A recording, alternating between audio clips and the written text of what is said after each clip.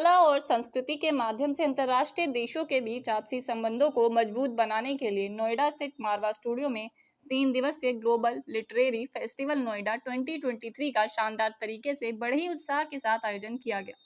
पहले दिन के पहले सत्र का भव्य शुभारंभ किया गया, जिसमें कला और संस्कृति से प्यार, शांति और एकता के लिए संगोष्ठी आयोजित किया गया।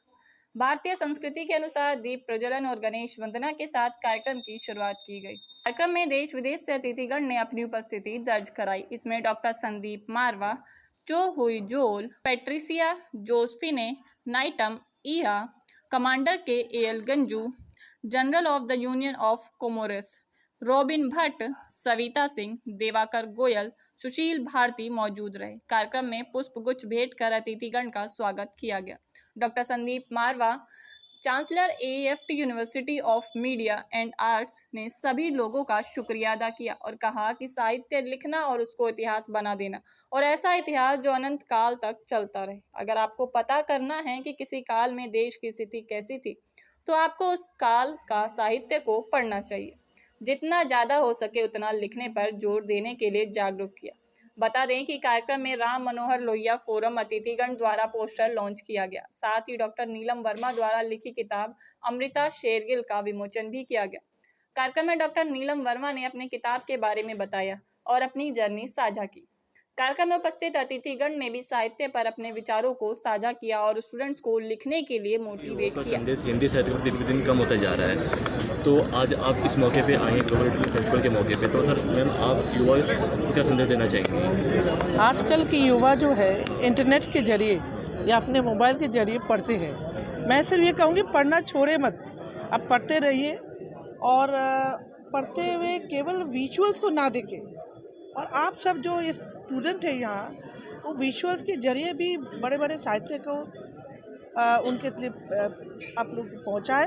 साथ ही साथ जो है जो OTT प्लेटफॉर्म हुए या दूसरे प्लेटफॉर्म्स हुए, क्योंकि समय बदल रहा है। हम किताब पुस्तक पढ़ते हैं, लेकिन उसके अलावा भी हमारे पास चॉइस है। तो वो जो चॉइसेस है उसके अनुरूप हमको बदलना पड़ेगा।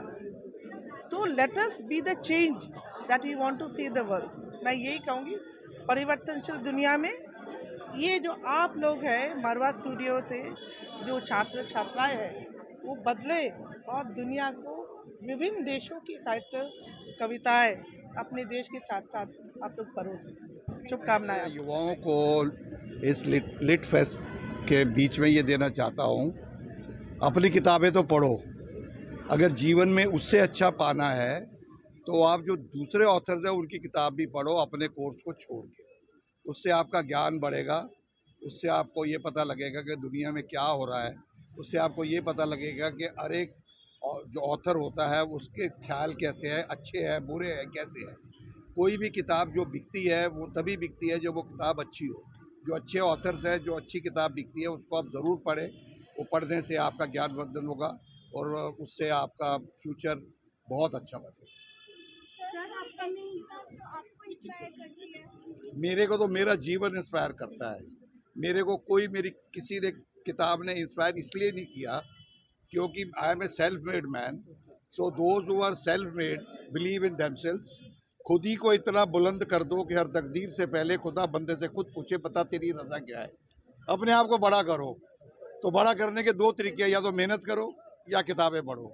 मैंने मेहनत ज़्यादा करी है, किताबें कम पढ़ी हैं, लेकिन what I have achieved in my life is very significant and people know me all over the world. Thank you very much. Literature festival, इसके बारे में क्या कुछ कहना चाहेंगे? इसका पहला दिन है। बहुत अच्छी बात है और ऐसे लिटरेचर फेस्टिवल बार बार होने चाहिए और 9 साल से मारवा साहब कर रहे हैं। और मैंने जैसे कहा कि सिनेमा को लिटरेचर फेस्टिवल में इंक्लूड करने के लिए इन्होंने जो चहलकदमी की है वो बहुत बढ़िया है।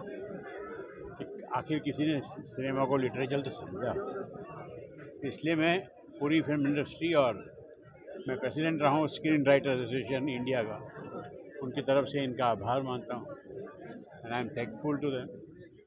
एंड लिटरेचर से काफ़ी चीज़ें खुलती हैं, नॉलेज बढ़ता है, नए राइटर्स जुड़ते हैं, पुराने राइटर्स को रिकग्निशन मिलती है। तो ये ऐसे फेस्टिवल तो बार बार होने चाहिए। सर किसी ने कहा था मनुष्य होना भाग्य है, कवि साहित्यकार होना सौभाग्य है।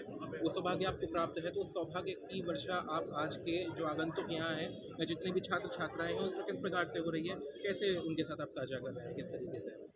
मेरा ओपन इनविटेशन है किसी भी छात्र को, किसी भी लेखक को कि अगर उनको कैसे फिल्म लिखी जाए या कैसे इस फील्ड में आगे बढ़ा जाए, उनका शौक़ है तो मुझे ज़रूर अप्रोच करें। मैंने मरवा साहब को ओपन लेटर दिया, यानी वो कहा है कि जब भी बुलाएंगे, अगर आपको यहाँ पे क्लासेस लेने हैं, अगर आपको स्टूडेंट्स को लेक्चर देना है, मैं बॉम्बे से आने के लिए तैयार।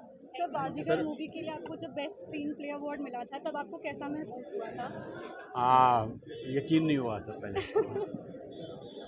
कि मैंने तो समझा था कि एक ऐसी कॉमर्शियल फिल्म मैंने लिखी है, उसमें क्यों मुझे बेसिक इतना अच्छा फिल्म फेयर अवार्ड मिला।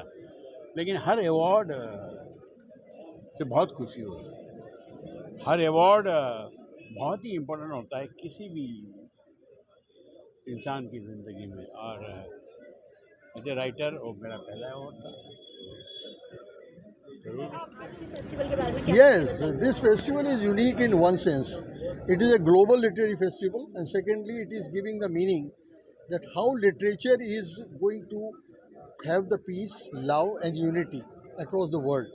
So, it has been crystallized in such a manner, and I must give thanks to Dr. Sandeep Marwa that who has conceptualized this program, and it is the 9th one.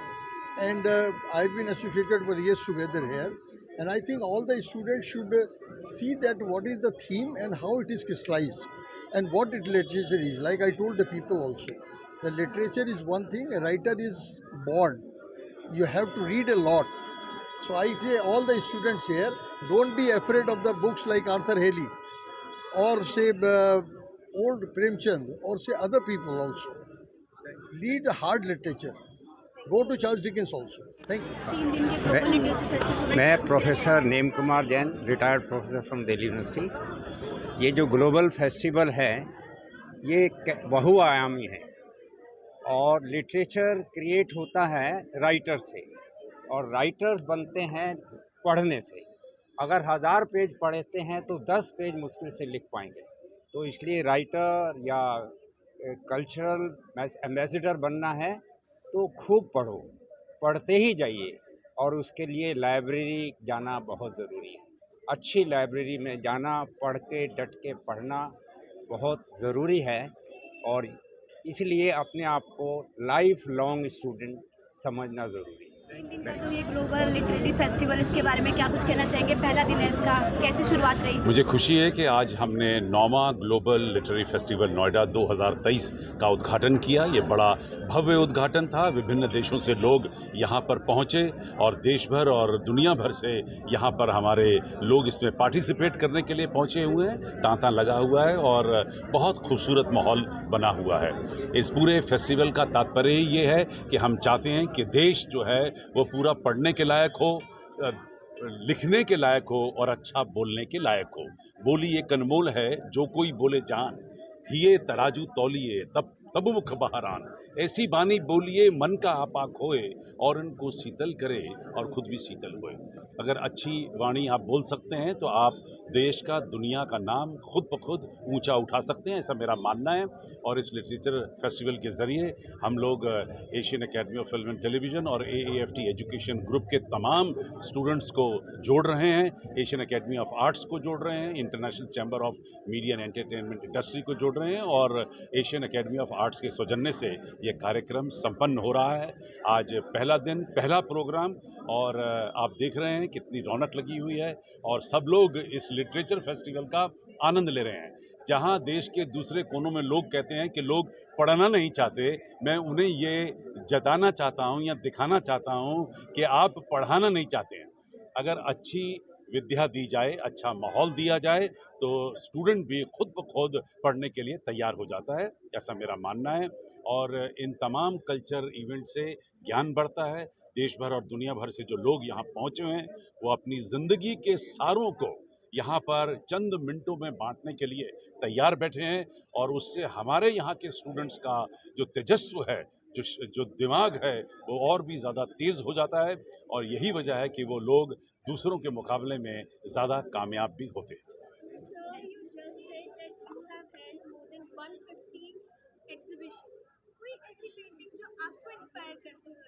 नहीं, मैं तो art promoter हूँ। मैं तकरीबन 7,500 कार्यक्रम अब तक कर चुका हूँ, जो world book of records London में रजिस्टर हो गया है और हम लोगों ने इससे ज़्यादा किसी ने आज तक इवेंट्स किए नहीं। तो मैं तवज्जो जो है वो पेंटिंग एग्जीबिशन को, थिएटर को, म्यूज़िक को, ड्रामा को, डांस रिसाइटल को, स्कल्पचर एग्जीबिशन को, फिल्मों को, फेस्टिवल्स को तवज्जो देता हूँ। मेरे लिए हर एक फेस्टिवल, हर एक एग्जीबिशन जो है वो एक प्यारे बच्चे की तरह है और मेरा सिर्फ फ़र्ज़ ये बनता है कि मैं जो भी काम करूँ दिल लगा के करूँ, जो भी काम करूँ सबसे खूबसूरत करूँ। सर, एक छोटा सवाल और, आज आपने राम मनोहर लोहिया जी का एक पूरा पोस्टर लॉन्च किया, एक फोरम भी है, समाजवाद की ध्वजवाहक रहे हैं वो, तो उनके संदर्भ में क्या विचार है और क्या कारण थे सर?